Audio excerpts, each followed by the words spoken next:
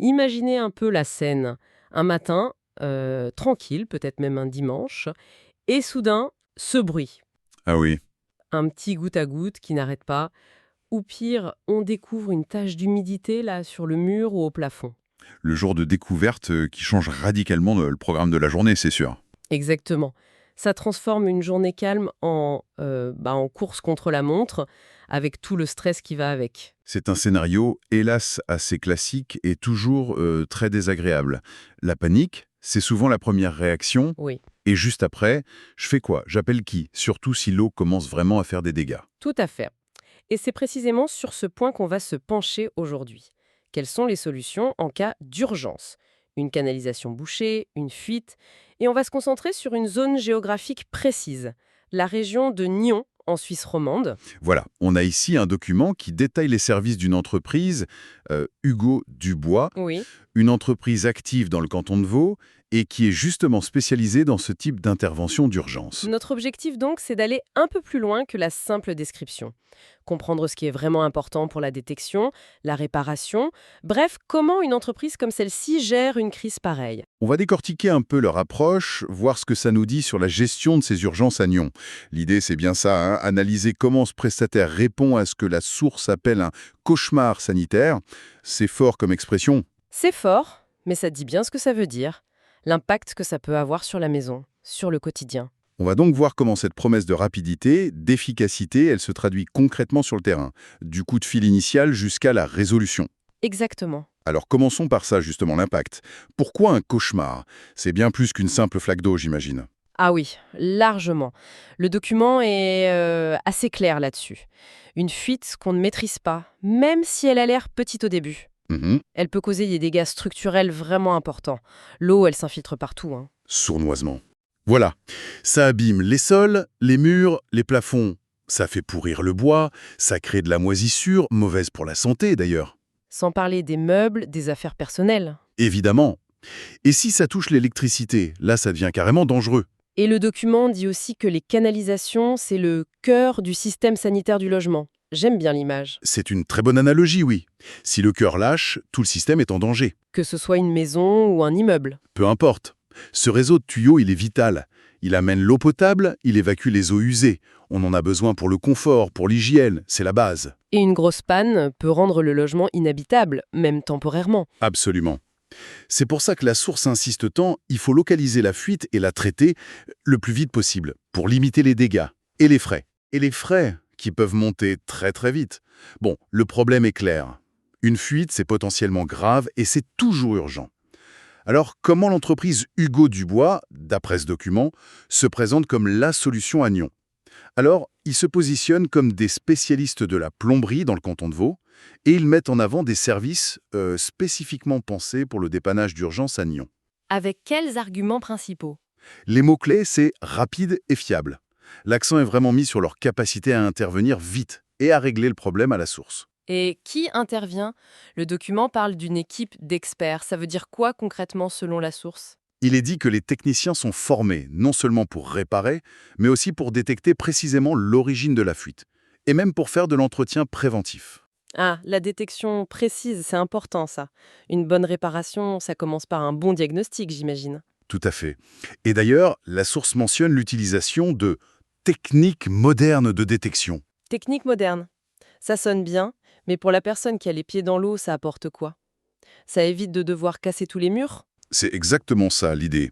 Bon, le document ne détaille pas les technologies, caméras thermiques, écoute acoustique, gaz traceur, ce genre de choses. D'accord. Mais le principe de ces techniques modernes, c'est de trouver la fuite sans tout détruire, ou en tout cas le moins possible. Plutôt que d'y aller à l'aveugle. Voilà.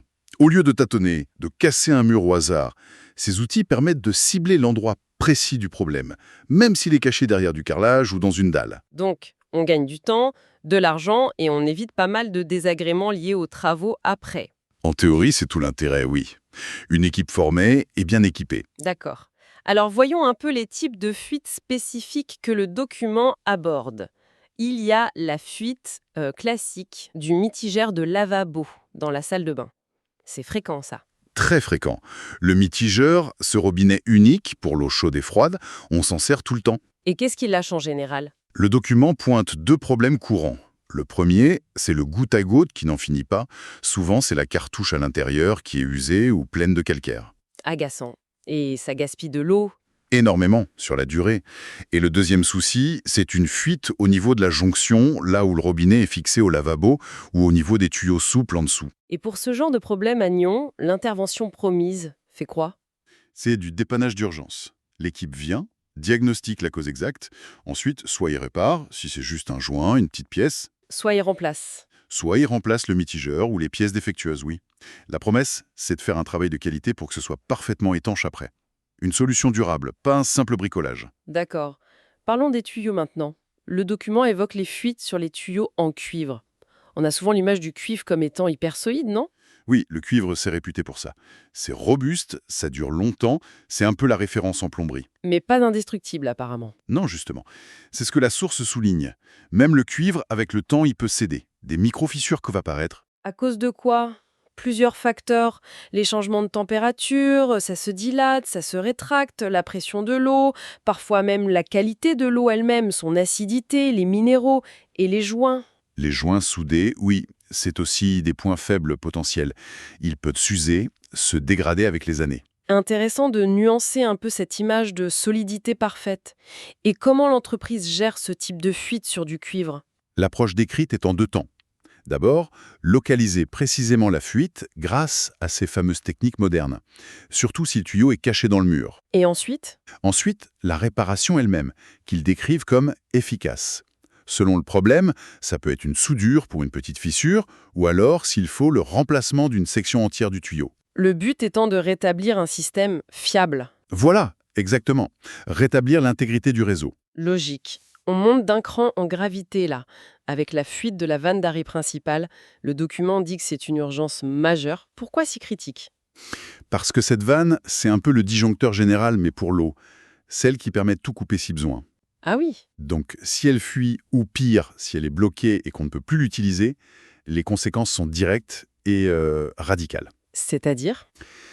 Soit on a une grosse fuite à un endroit clé du système, soit on ne peut plus couper l'eau s'il y a un autre problème ailleurs dans la maison, soit on ne peut même plus la rouvrir. C'est vraiment une pièce maîtresse. J'imagine le stress si on ne peut pas couper l'eau pendant une inondation. Comment ils gèrent cette urgence spécifique? Là, la source indique une mobilisation de l'équipe dans des délais très courts. C'est la priorité absolue.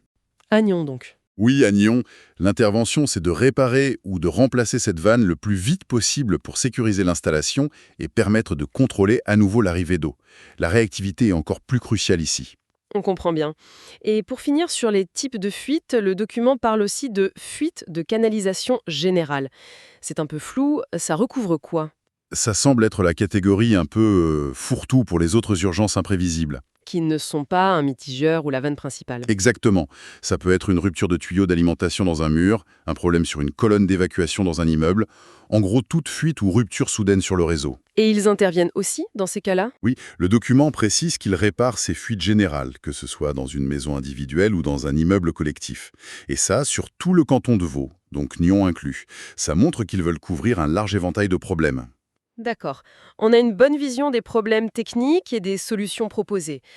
Parlons maintenant des aspects plus pratiques de ce service d'urgence. La disponibilité, par exemple, c'est souvent ça le plus angoissant quand ça arrive le soir ou le week-end.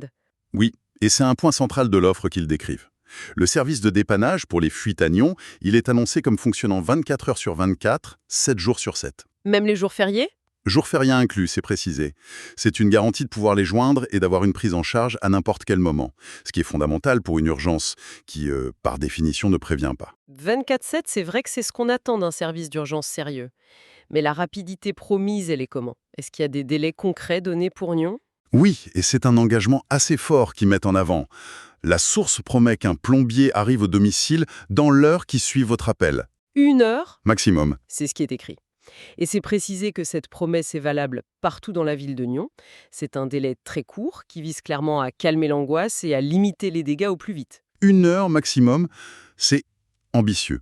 Ça suppose une sacrée logistique derrière, non? Des équipes prêtes à partir, une bonne connaissance de Nyon. Effectivement, tenir ce genre de promesses de façon constante, ça demande une organisation vraiment rigoureuse, surtout la nuit ou le week-end. C'est rassurant sur le papier en tout cas. C'est un argument commercial très fort, c'est sûr.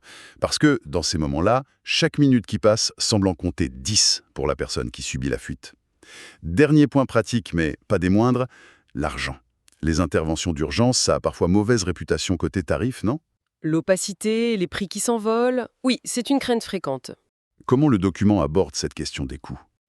Il insiste beaucoup sur la transparence. Il est dit, noir sur blanc, que chaque intervention est précédée d'un devis clair et transparent. Avant de commencer les travaux. Oui, avant le début des travaux.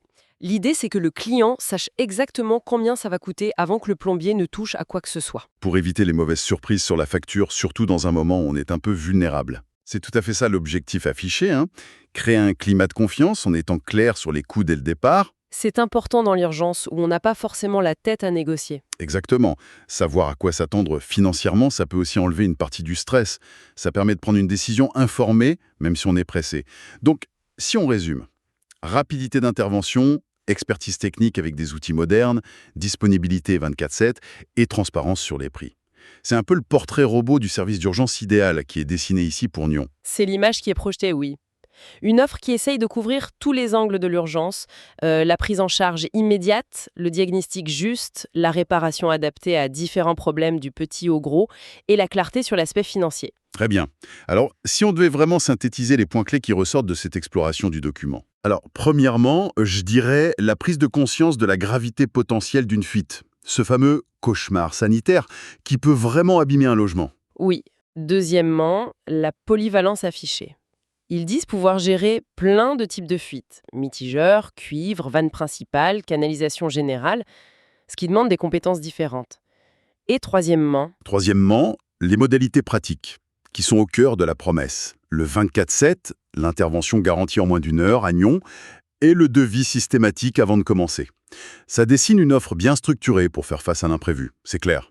Mais toute cette discussion sur la rapidité et la réparation immédiate, ça soulève une question un peu plus large, je trouve. Ah oui, Laquelle? ça va au-delà de la simple gestion de crise. Oui, en effet, on a beaucoup parlé, et la source aussi, de l'importance de la vitesse pour arrêter les dégâts tout de suite. C'est essentiel, on est d'accord. Mais une fois l'urgence passée, Voilà. Une fois que l'eau ne coule plus, il reste une question importante. Une question sur la durée, sur la pérennité de ce qui a été fait. c'est-à-dire, qu'est-ce qui compte au-delà d'avoir stoppé la fuite? Eh bien, c'est l'impact de la qualité de la réparation sur le long terme. Comment l'expertise réelle du technicien, le choix des matériaux qu'il utilise pour remplacer, la façon dont il fait le travail, que ce soit une soudure, changer une pièce de robinet, réparer un gros tuyau. Mhm. Comment tout ça influence non seulement la résolution du problème immédiat, mais surtout la prévention des problèmes futurs. Autrement dit, est-ce que la réparation faite dans l'urgence est vraiment faite pour durer? Est-ce qu'elle renforce le système sanitaire ou est-ce que c'est juste un pansement rapide qui pourrait cacher autre chose? C'est exactement ça la question. La différence entre un colmatage rapide et une vraie réparation solide qui contribue à la fiabilité globale de l'installation. C'est une excellente réflexion. La rapidité, c'est crucial sur le moment, mais c'est sans doute la qualité technique qui assure la tranquillité d'esprit pour les années qui suivent. Comment être sûr que l'intervention d'urgence améliore vraiment la durabilité de nos installations? Voilà de quoi réfléchir pour les personnes confrontées à ça ou même qui veulent anticiper. Tout à fait. C'est cet équilibre entre être réactif et faire du travail durable qui fait la vraie valeur d'une intervention, bien au-delà de juste répondre à l'appel d'urgence. Merci pour cette analyse éclairante des informations qu'on avait. Avec plaisir.